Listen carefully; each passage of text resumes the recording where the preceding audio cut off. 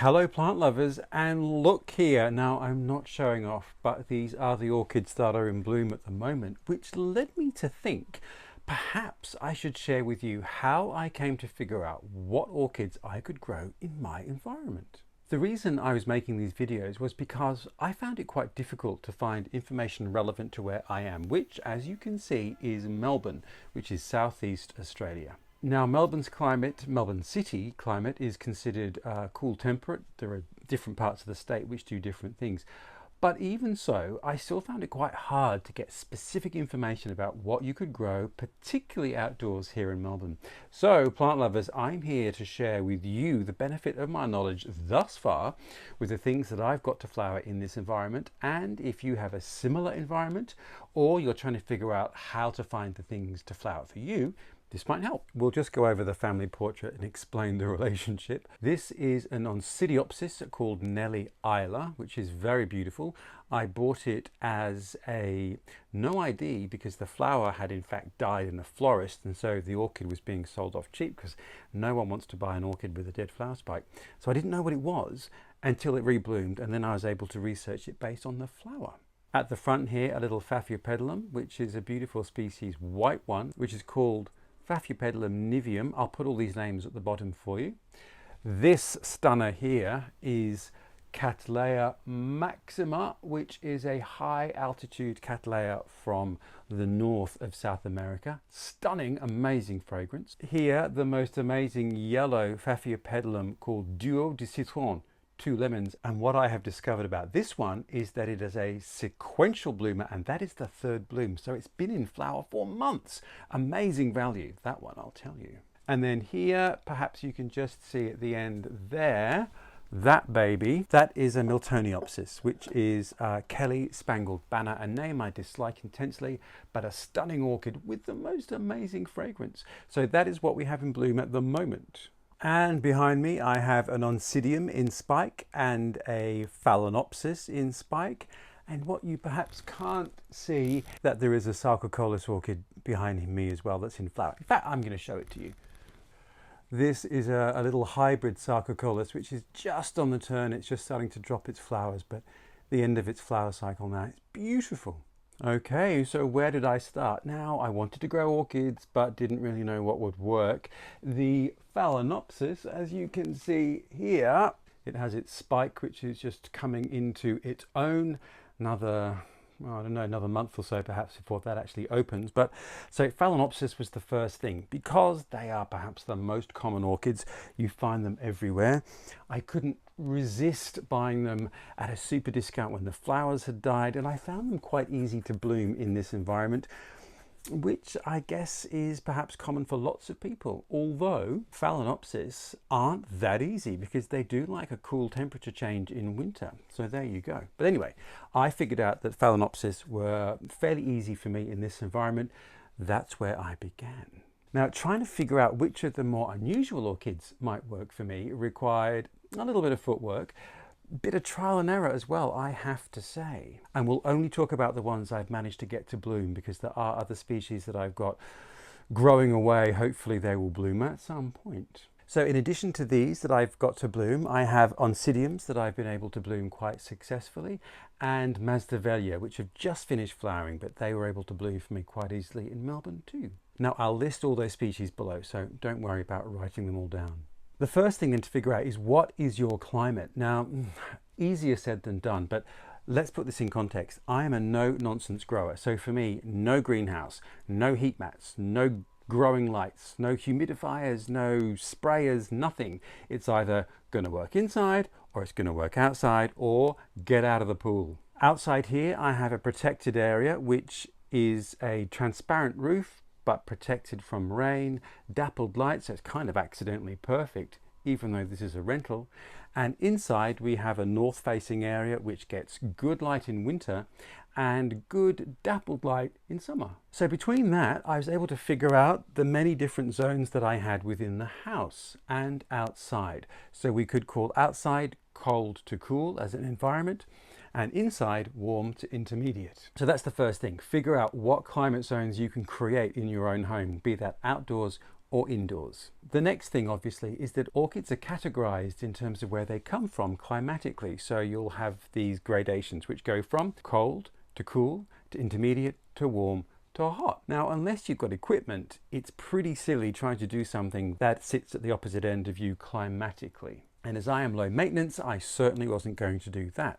Like most plants though, I would have to say that a lot of orchids do have a little bit of room for wiggle. So you can kind of go a little bit either side of the bandwidth that you're operating in terms of your climate. So you might find that cool orchids can take a bit of cold, that cool orchids can take a bit of intermediate can take a bit of cool, etc, etc.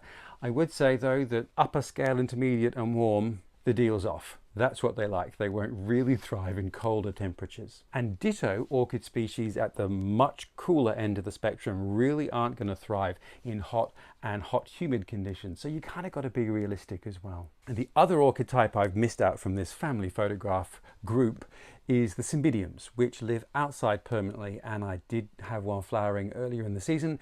The pot's too big to move, but it's outside and thriving.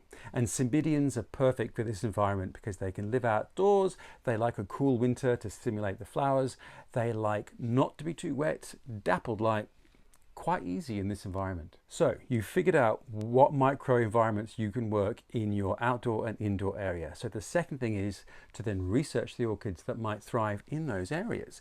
And for me here in Melbourne, in Victoria, I stumbled across an article by the Orchid Society Council of Victoria. So this is sort of an agglomeration site of the various orchid societies that operate in my state.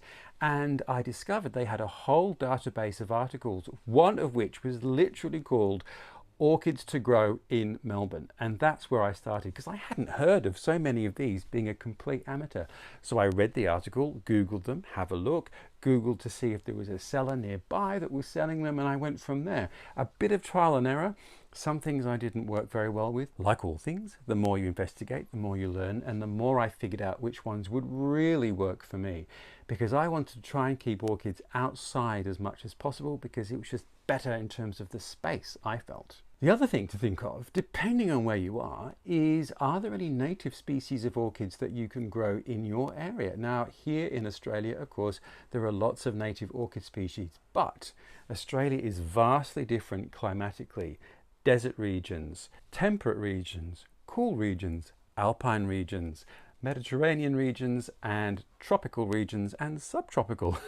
So there are actually orchids in all of those different areas. I think perhaps not quite the most arid part of the country, but there are certainly some native orchids to Australia that like very dry conditions. So the moral of that story is that there are a couple of Australian species that were very easy for me to grow here, and they were and are the Sarcochilus that I showed you before, and the Dendrobium kingianum, which is an orchid native to the east coast of Australia, which does very well in Melbourne. So that was a good place to start because you already know they are used to this weather condition and have a history of being grown successfully in the area. And that's what else can give you clues. The sort of orchids that you find in flower shops and the sort of orchids that you see perhaps at garden fairs or rare plant fairs, or if you go along to any orchid society group and see what people are showing, it will give you an idea of what people are growing in your city. However, some people of course have all the equipment with all the heat lamps and sprayers and humidifiers and who knows what else, which means they could basically grow anything. You have to have your wits about you and research the species first to find out exactly where it sits in the spectrum of cold to hot. Now, a site that I found really useful is called orchidspecies.com, which I'll put below. Now that is, as it says, only for orchid species, not hybrids and sort of mega hybrids like Nellie Isla here.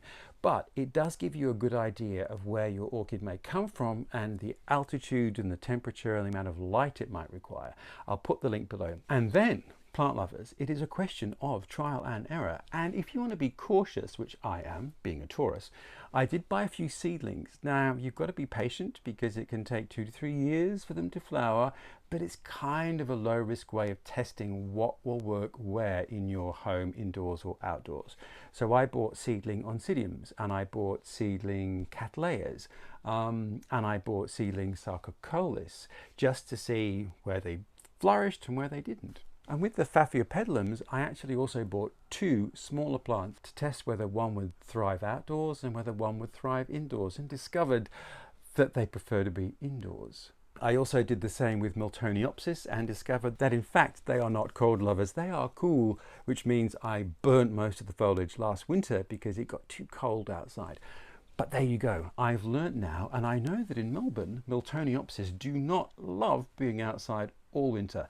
They love being outside most of the year, but not the coolest parts of the year. And then it's a question of tracking down what you want, finding some good sellers in your city or state or country, depending on where you are, and perhaps also on sales platforms. You can find orchids just about everywhere, but try and be wary, because you obviously, like all things, you can get some less than fabulous examples. If you find a couple of good sellers, I would say stick with them. And don't be afraid to ask for someone's help, opinion and advice, because if someone is growing in your area, they'd be more than happy, I'm sure, to share with you what they have been successful in growing. So there you are. That was the reason for my channel, because I found it quite hard to find information about what I could grow successfully in Melbourne, both indoors and outdoors, what would thrive outdoors and what needed to remain indoors without any special equipment. So there you go. The orchids that I've managed to grow are here. They're in bloom at the moment. There are others that are out of bloom, but I'll list all the things that I've been successful with below. I won't list the things that I'm still experimenting with because I've had no blooms and so I don't know. But watch this space and we'll see how we go. Good luck. If you have any questions about that or what I did to find out what might work for me, feel free to put them below. I'll try and answer them. As you can see, I'm a rank amateur who stumbled my way through figuring out what to grow in my own environment, and it might help with you if you're doing the same thing. There you are, plant lovers. Enjoy whatever you have managed to grow in your environment as well, and I will look forward to seeing you next week, hopefully with something else fabulous that's in bloom.